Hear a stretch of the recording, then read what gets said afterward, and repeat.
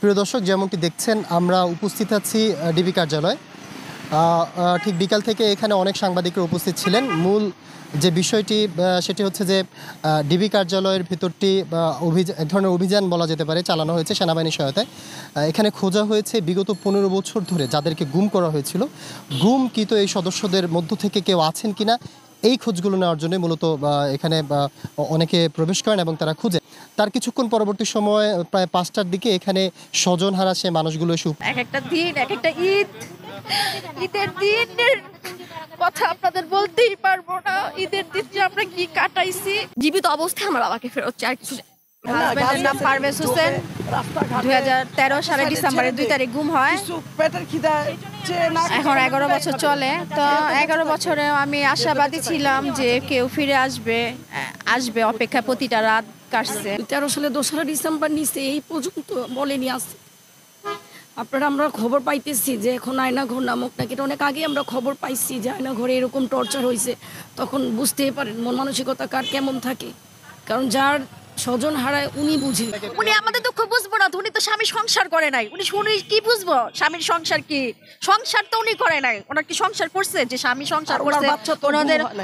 ওনার বাচ্চা গুম হয়েছে যে উনি আমাদের কষ্ট বুঝবো? উনি তো স্বামী সংসার করে। আমরা তো ওই ভুক্তভোগী, কিন্তু আমরা কাউরে বুঝাইতে পারি না। আমার বাবা গুম হয়েছে 2013 সালে 4 ডিসেম্বর। তো আমার বাবা আর কি 11 বছর আজ নেই। তো আমরা খবর পেয়েছি যে এই বিল্ডিংটাতে কিছু মানুষ আছে যাদেরকে ছাড়া হয়েছে এবং কিছুক্ষণ আগে বের করা হয়েছে। তো এই জন্য আমরা আর কি এসছি আর কি দেখতে। তো আমাদের সবাইকে ঢুকতে দেয়নি। আমার ছোট ফুপি গিয়েছে রুমগুলো চেক করতে।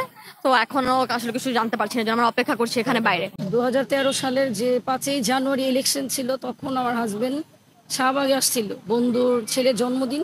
ওরা 4 জন আসছিল, 4 জন ফুল নিতে আসছিল। ছেলের জন্মদিন ফুলের দোকান থেকে ওদের ডিবির অফিসে সাদা পোশাকধারী মাইক্রো বাসে করে এখানে নিয়ে আসছে। আরো 2 জন দেখছে।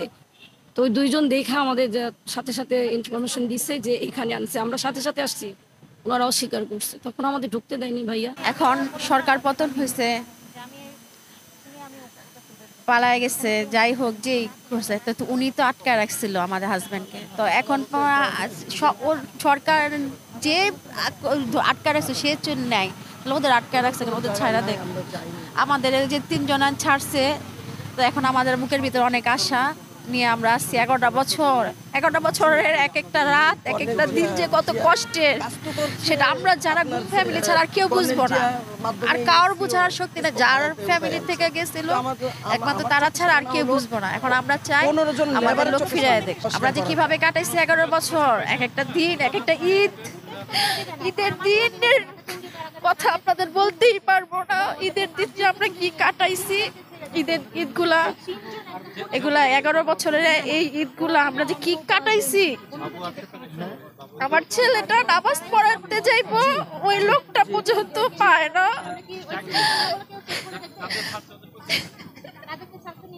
আপনাদের বলার মতো আমাদের ভাষা নেই। আমার ছেলে বাবাকে তো দেখেই নাই, ও 4 মাসে পেটে ছিল। ওর বাবাকে নিয়ে কিন্তু অনেক স্বপ্ন, আমার পাপা এটা, আমার পাপা ওইটা। আমার 3 বছর একটা ছোট বাচ্চা ছিল, আমার একটাই সন্তান। বাবা ছাড়াই এখনো বাবার অপেক্ষায় বসে আছে বাসায়। কিন্তু আমার মেয়ে কথা বলে না, মেয়ে চুপ হয়ে গেছে। আমার মেয়ে স্কুলে বান্ধবী নাই, ওর কোনো ফ্রেন্ড নাই। কেন? যদি ওর পাপার কথা জিজ্ঞেস করে, এর জন্য ওর কোনো বন্ধু নাই। তো আমি চাই আমাদের আর এখন একটু শান্তি দেখ, আমাদের লোক ফিরে দেখ।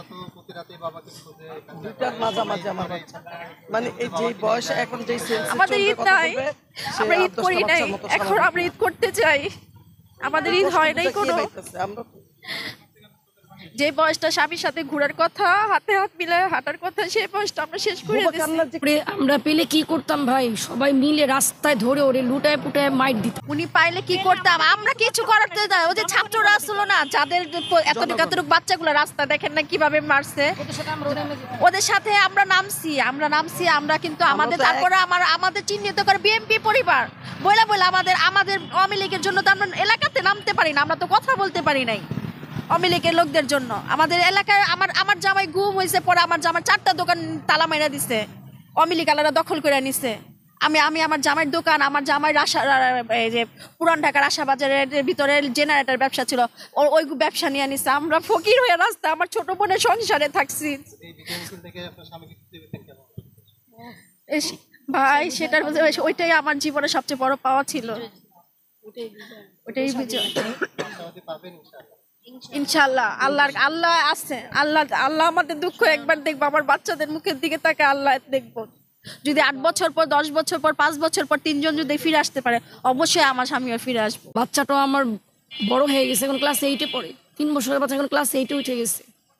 বাবার আপনি বুঝাতে পারবো না, মসজিদ যাওয়ার জন্য বাবার সাথে কত কান্না করে। ঈদ আসে আমাদের, আমরা জানি না ঈদ কিভাবে করি। সবচেয়ে বড় কথা, সরকার যখন আমাদের লোক নিয়েছে, ঠিক আছে, আমরা অনেকবার আকুতি মিনতি করছি, মানববন্ধনে দাঁড়াইছি, আমরা প্রেস কনফারেন্স করছি, অনেক জায়গায় আমরা দৌড়েছি, কিন্তু কোথাও তো উনি বলেনি আছে। জাতিসংঘ থেকে আপনার বলছে, তখনও বলেনি যে এই লোকগুলো আছে বা আমরা দিয়ে দিব। এখন তো সরকার নেই, উনি তো পলাতক। উনি একটা পলাতক, কি এটা ভাগন ছাড়া কিচ্ছু বলে না।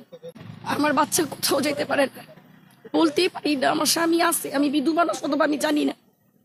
আজকে 11 বছর আমি পথে পথে ঘুরি বাচ্চাটা নিয়ে, রোদ বৃষ্টি ঝড়ে আমরা দাঁড়ায় থাকি। যদি একটু মমতা, উনি তো স্বজন হারা, উনি বলতো সব সময়, উনি স্বজন হারা বইলা যদি আমাদের মানুষ ফিরাই দিত, কোনো দিন আমাদের এই আশ্বাসটা উনি দেননি। তো এখন এই যে মানুষগুলো ছাড়তেছে, তা আমাদের লোকগুলো ছেড়ে দিলে সমস্যা কোথায় আছে? আমি আসলে আর কিছু বলতে পারছি না। আমি ওয়েট করছি, যে আমি জানি না আমার বাবা এখানে আছে কিনা, নাকি বের করে নিয়ে গেছে। আর্মিরা বলেছেন যে হচ্ছে যে ওনারা মানে জি জি ছিল, জি ওনারা যাকে তার বাসায় পৌঁছে দিবে, যারা এখানে আছে তাদেরকে বের করে যাদের বাসায় পৌঁছে দিবে। এখন আমি বলতে পারছি না যে এখানে আসলে মানুষ আছে কি। জি অবশ্যই, আমার একটা ছোট বোন আছে, আমার বোনের বয়স তখন 1.5 বছর ছিল, ও এখন ক্লাস 6-এ পড়ে। ও বাসায় বাবার অপেক্ষায় বসে আছে। সবাই আমার আরো ছোট ভাই বোনেরা, আমার চাচিরা সবাই বসে আছে, সবাই এখানে বসে আছি। আমি বিশ্বাস করি আমি আমার বাবাকে পেয়ে যাব, যেহেতু এত মানুষ বের হয়ে গিয়েছে অলরেডি, আয়নাঘর থেকে বিভিন্ন জায়গা থেকে। শুধু ডিজিএফআই অফিসে আন্ডারগ্রাউন্ড মানে টর্চার সেল আছে যে তা না, বাংলাদেশের বিভিন্ন জায়গায় টর্চার সেল আছে, এবং র্যাব 1-এর অফিসের আন্ডারগ্রাউন্ডে টর্চার সেল আছে। আপনারা মানে আমরা মানুষ যদি মানে বের করতে পারে ঢুকতে, মানে মানুষ অনেক বাংলাদেশের বিভিন্ন স্থান থেকে টর্চার সেল এরকম আন্ডারগ্রাউন্ডে বের করতে পারবে। আমি বিশ্বাস করি। আমি শুধু আমার বাবাকে এবং আমার বাবার সাথে যাদের কিনেছে, আমরা 11টা 15টা বছর ধরে যারা লড়াই করছি, সবাইকে জীবিত অবস্থা ক্ষত অবস্থায় ফেরোচ্ছি। আর কিছু